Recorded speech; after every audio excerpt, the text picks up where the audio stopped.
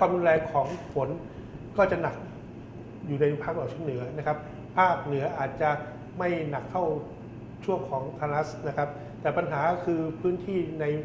ตะวันออกเฉียงเหนือและภาคเหนือขณะนี้มีน้ำขังเป็นจำนวนมากนะครับเพราะฉะนั้นผลกระทบจากพายุตัวนี้ถึงแม้หนักฝนอาจจะหนักน้อยกว่าทารัสแต่ผลกระทบก็คือเรื่องของน้ำท่วมน้ำป่ายังคงมีอยู่ครับลักษณะของฝนที่ตกนั้นจะเป็นยังไงบ้างครับจะแช่ทั้งวันทั้งคืนไหมครับฝนจะตกตามกลุ่มการเคลื่อนตัวของพายุนะครับเมื่อพายุเคลื่อนผ่านไปฝนจะหยุดนะครับคงไม่ได้ต่อเนื่องยาวนานหลายวันนะครับคงอยู่ในช่วงวันที่ 26 นะครับโดยกลุ่มฝนจะเคลื่อนตามจำนวน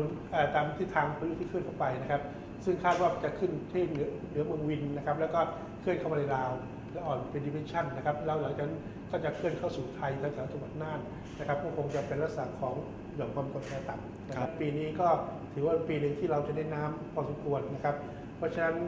ก็ข้อดีก็คือปีหน้าฤดูแล้งเรามีน้ำใช้แน่นอนนะครับเพราะน้ำในอ่างในเขื่อนก็จะเพิ่มขึ้นนะครับแต่ในที่ลุ่มก็ต้องระวังที่ลุ่มกับที่ลาดเชิงเขาต้องระวังเรื่องของน้ำป่าและน้ำท่วมขังนะครับ